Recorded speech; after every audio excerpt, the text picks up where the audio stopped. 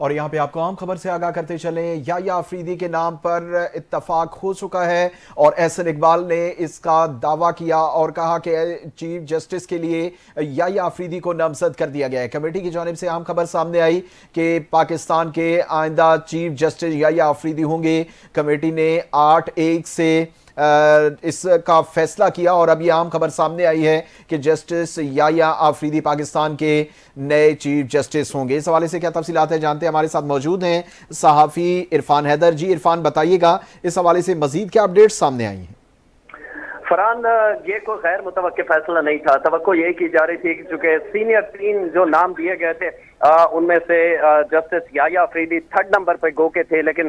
حکومت کبھی یہ نہیں چاہ رہی تھی کہ منصور علی شاہ اور جو منیب اختر 2nd ہیں انہیں چیف جسٹس بنایا جائے۔ یہ تو حتمی تھا، البتہ مزاحمت کا سامنا تھا ان کو تحریک انصاف کی جانب سے، اپوزیشن کی جانب سے۔ اب اپوزیشن نے جب اس کمیٹی میں بیٹھنے سے انکار کر دیا جس نے یہ ڈیسائیڈ کرنا تھا کہ اگلا چیف جسٹس کون ہوگا، تو پھر اس کے بعد حتمی فیصلہ ہو گیا اور جسٹس یحییٰ آفریدی جو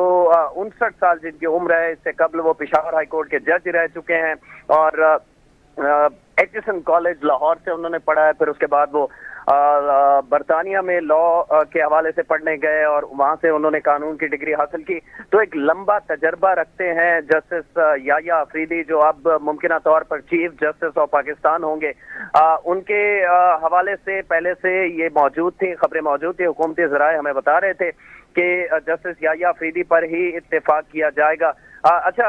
اس حوالے سے سوائے تحریک انصاف کے باقی تمام جماعتیں جو تھیں وہ اگری تھیں۔ تحریک انصاف کے علاوہ ہم نے حکومتی جماعتوں کی اگر بات کریں تو مسلم لیگ نون، پاکستان پیپلز پارٹی، JUI اور دیگر جتنی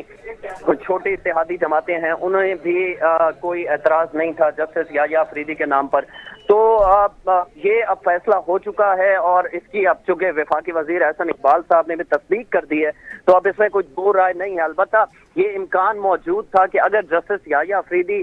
انکار کر دیتے ہیں، ایک امکان یہ بھی موجود تھا کیونکہ ہو سکتا ہے منصور علی شاہ ان کے بہت کلوز فرینڈ ہیں، کہا جاتا ہے اس قسم کی باتیں کی جاتی ہیں، منیب اختر بھی ان کے اچھے دوست ہیں، تو وہ ہو سکتا ہے کہ یہ ایکسیپٹ نہ کریں عہدہ، اور اگر وہ نہیں کرتے تو پھر توقع یہ تھی کہ حکومت کے پاس چوتھا آپشن جو ہوگا وہ چوتھے نمبر پہ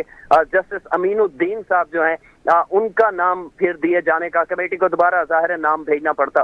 اچھا یہ بتائیے عرفان، آپ نے بڑا اہم نقطہ اٹھایا کہ اگر یہ عہدہ قبول نہیں کرتے تو پھر چوتھا نام، لیکن جو ترمیم کی گئی ہے اس میں ٹاپ موسٹ 3 ججز کا ذکر ہے کہ انہی میں سے لگایا جائے گا، تو ایسا نہیں ہے کہ اگر یہ عہدہ نہیں لیتے تو اس صورت میں پھر پہلا یا دوسرا آپشن وہی جو ٹاپ موسٹ 2 ججز ہیں ان میں سے آئے؟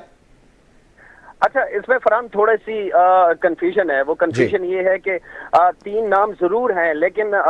ترمیم کے اندر کہیں قطعاً نہیں ہے کہ اگر ان 3 میں سے کسی پہ اگری نہیں ہوتا تو اس میں چوتھا نام ایڈ نہیں کیا جا سکتا۔ اس قسم کی رکاوٹ بھی کوئی نہیں ہے، تو اس کا مطلب ہے کہ آپشن موجود تھا۔ تو اگر یہ اب پتہ نہیں جسٹس یحییٰ آفریدی صاحب جو ہیں ان تک یہ خبر پہنچائی جائے گی، جب انہیں بتایا جائے گا تو اس کے بعد ان کا کیا ری ایکشن ہوگا۔ اس قسم کی البتہ باتیں کی جا رہی تھیں کہ ہو سکتا ہے وہ اسے ایکسیپٹ نہ کریں، لیکن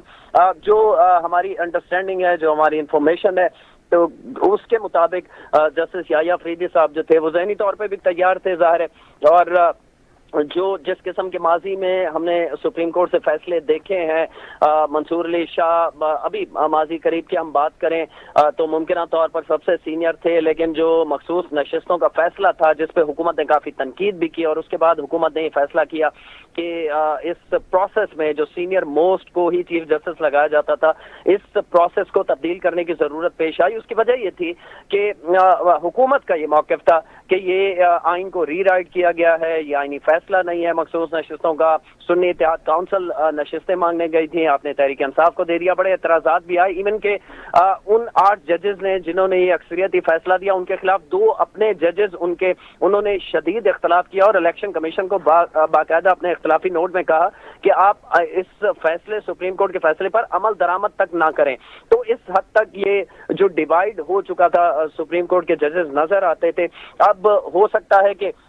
इस मामले के बाद वो किसी हद तक थमे। लेकिन फरहान मैं आपको ये बता दूं कि मामला जहां प्रैक्टिस एंड प्रोसीजर बिल का मामला है वहां उसी तरह अटका रहेगा और उसी तरह प्रॉब्लम आएंगे और हुकूमत को मजीद परेशानियों का सामना करना पड़ेगा। हो सकता है कि हुकूमत प्रैक्टिस एंड प्रोसीजर बिल में मजीद तरमीम की उन्हें जरूरत पड़ जाए, अगर वो सिर्फ अपने हक में ही सारा कुछ देखना चाहते हैं, जो कि अभी तक लग रहा है कि हुकूमत ऐसा ही कर रही है। क्योंकि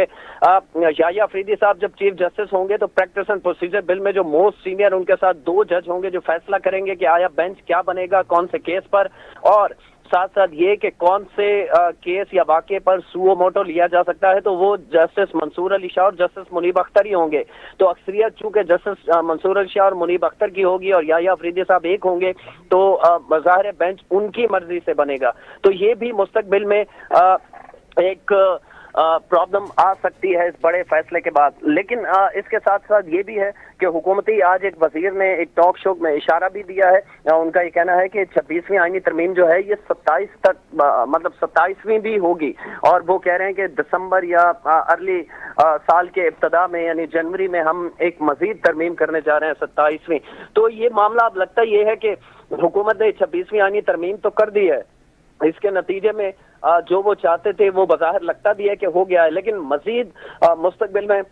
हर्डल्स हो सकती हैं, प्रॉब्लम्स आ सकते हैं और मजीद तरमीम की जरूरत पड़ सकती है। अच्छा ये बताइएगा इरफान, जैसा कि आपने बड़ा ब्रीफ किया इस प्रोसीजर के हवाले से, एक और बड़ी अहम और टेक्निकल चीज़ सामने आती है कि जस्टिस याह्या अफरीदी अगर चीफ जस्टिस बन जाते हैं, जैसा कि अब उन्हें नामजद कर दिया गया है, ये ओहदा कबूल करते हैं, तो उसके बाद एक तो ये बताइए कि जो इनसे सीनियर 2 जजेस साहिबान हैं, क्या वो रहेंगे या वो इस्तीफ़ा देंगे या वो के कोर्ट में मौजूद रहेंगे, उनकी सर्विसेज इसी तरह रहेंगी? एक ये बताइए, साथ ये भी बताइए कि जस्टिस अफरीदी के जो टेन्योर है, इनकी सर्विस टेन्योर है, वो मुख्तसर हो जाएगा, इन्हें अपनी जो टाइम है उससे पहले रिटायरमेंट लेनी पड़ेगी? जी जी बिल्कुल फरहान, इसी तरह है। अगर याह्या अफरीदी साहब सिर्फ जज के तौर पर ही सुप्रीम कोर्ट में रहते, चूंकि उनकी मैं पहले बता चुका हूँ 59 साल इस वक्त उम्र है, 1965 में वो पैदा हुए हैं, तो इस के मुताबिक चूंकि 65 साल मैक्सिमम एज है, तो वो 6 साल मजीद यानी 2030 तक वो सुप्रीम कोर्ट के जज रह सकते थे। अब चूंकि इन्होंने 26वीं आईनी तरमीम में बाउंड कर दिया है कि एक चीफ जस्टिस 3 साल से ज्यादा नहीं रह सकता, तो अब उन्हें जबकि नामजद कर दिया गया है, तो वो अपनी जो उनकी टोटल सर्विस है सुप्रीम कोर्ट के जज से या चीफ जस्टिस से रिटायर उन्हें होना था, वो उससे 3 साल कबल ही रिटायर हो जाएंगे और अपनी सर्विस उनकी 3 साल जो है कम हो जाएगी। जहां तक बात है कि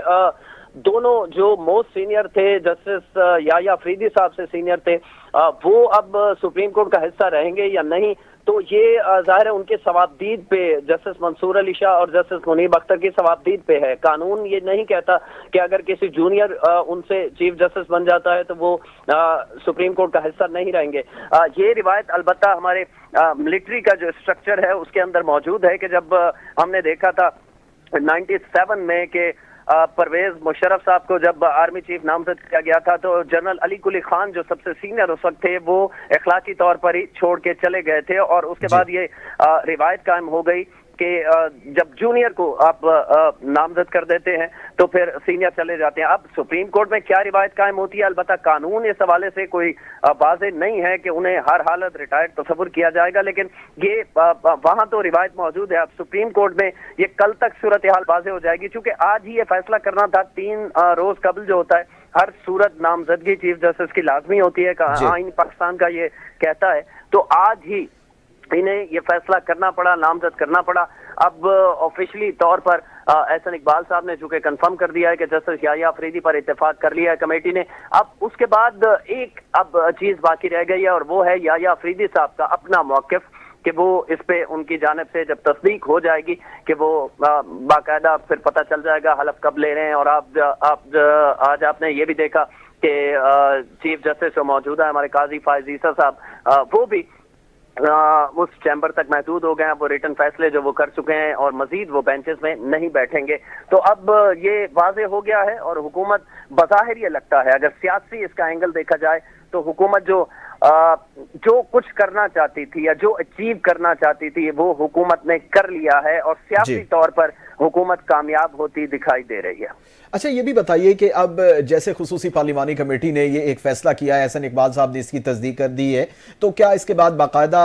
ایک نوٹیفیکیشن جاری ہوگا کمیٹی کی جانب سے؟ کیونکہ ایک پروسیجر ہے کہ جو اس کی اپوائنٹمنٹ کے جو مین منبع ہے یا جو اپوائنٹمنٹ کریں گے وہ وزیر اعظم کریں گے، وزیر اعظم پھر سمری پریزیڈنٹ آف پاکستان کو بھیجیں گے اور وہاں سے ان کے فیصلے کی توثیق کی جائے گی۔ تو یہ سارا پروسیجر ایک دن میں کل کمپلیٹ کر لیا جائے گا یا ابھی سے نوٹیفیکیشن جاری کر دیا جائے گا خصوصی کمیٹی کی جانب سے؟ جہاں تک فرحان ہماری قانونی اگر اسے نقطہ نظر سے دیکھیں، 3 دن کا میں آپ کو بتا رہا ہوں کہ 3 دن قبل جو ہے چیف جسٹس کا نوٹیفیکیشن جاری کرنا ہوتا ہے، تو یہ آج 12 بجے سے پہلے ہی شاید ہو جائے، کیونکہ وزیر اعظم یہ صدر کو بھجوائیں گے، ان کے سائن ہو جائیں گے، یہ کرنا پڑے گا۔ اگر اس میں کوئی گنجائش موجود ہے، ظاہر ہے کوئی لا ایکسپرٹ اس پہ بہتر بتا سکتا ہے، تو شاید اسے کل تک لے جایا جائے، لیکن میری دانست میں جتنا مجھے پتا ہے تو یہ آج 12 بجے سے پہلے یہ کر لیا جائے گا کہ ان کا باقاعدہ آفیشلی نوٹیفیکیشن جو ہے اس پہ سائن ہو جائیں، تاکہ جسٹس یحییٰ آفریدی جو ہیں وہ chief justice of supreme court ہو جائیں آج رات 12 بجے سے پہلے۔ جہاں تک بات ہے کہ اس کے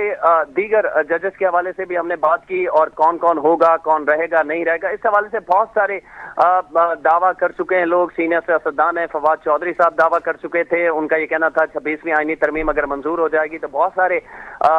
سپریم کورٹ کے اور لاہور ہائی کورٹ کے ججز ہیں جو احتجاجاً ریزائن کر دیں گے۔ اس قسم کے رومرز بہت پھیلائے گئے تھے، لیکن ایسا کچھ ہم نے نہیں دیکھا 26ویں آئینی ترمیم کے بعد۔ اب جبکہ یہ فیصلہ ہو گیا ہے، اس کے بعد سپریم کورٹ کے ججز کا ریئیکشن کیا ہوگا؟ اہم جو فرحان ساری اس سچویشن میں بات ہے وہ یہ ہے کہ حکومت جو سپریم کورٹ 2 دھڑوں میں بظاہر تقسیم تھی، اسے ختم کرنے کی ایک کوشش حکومت کی جانب سے ہے۔ اب وہ کوشش کتنی کامیاب ہوتی ہے، کیونکہ جسٹس یحییٰ آفریدی کا اگر ہم ماضی دیکھیں تو جب سے وہ سپریم کورٹ کا حصہ بنے ہیں 2018 سے، اس وقت سے ان کے جتنے فیصلے ہیں وہ بہت بیلنس فیصلے انہیں کہا جاتا ہے۔ یہاں تک کہ ابھی جو لاسٹ مخصوص نشستوں کا فیصلہ آیا تھا جو کہ اکثریتی 8 رکنی بینچ کا پی ٹی آئی کے حق میں تھا، اس میں بھی جسٹس یحییٰ آفریدی نے نہ تو اس 5 رکنی بینچ کی حمایت کی اور نہ 8 رکنی کی، بلکہ ان کا ایک علیحدہ سے اختلافی نوٹ تھا۔ انہوں نے کہا یہ بھی میں اس کو بھی درست نہیں سمجھتا، جو اس پہ اختلاف کر رہے ہیں اور جو اتفاق کر رہے ہیں میں انہیں بھی درست نہیں سمجھتا۔ تو اس حوالے سے کسی حد تک تو یہ تاثر جائے گا کہ سپریم کورٹ کا جو سربراہ ہے، جو چیف جسٹس ہے، وہ ایک ایسا چیف جسٹس ہے جو کہ 2 جو انتہائیں ہیں اس میں نہیں بلکہ درمیان میں کھڑا ہے، اور اس کے فیصلے ماضی کے بیلنسڈ ہیں۔ تو اب دیکھنا یہ ہے کہ آگے مستقبل میں کس کا کیا ہوتا ہے، ظاہر ہے یہ کچھ بھی کہنا قبل از وقت ہوگا۔ بالکل یہ اہم خبر سامنے آئی ہے، جسٹس یحییٰ آفریدی ملک کے اگلے چیف جسٹس نامزد کر دیے گئے۔ خصوصی پارلیمانی کمیٹی نے منظوری بھی دے دی ہے اور کمیٹی نے 2/3 اکثریت سے یحییٰ آفریدی کو نامزد کیا ہے، اور یہ بڑی خبر سامنے آئی ہے۔ اور ہم نے دیکھا کہ خصوصی پارلیمانی کمیٹی نے منظوری دے دی ہے۔ احسن اقبال جو کہ رہنمائے مسلم لیگ نون کے، انہوں نے اس کی وضاحت بھی کی اور اس بات کو کنفرم کیا ہے کہ جسٹس یحییٰ آفریدی کو ملک کے اگلے چیف جسٹس کے لیے نامزد کر دیا گیا ہے۔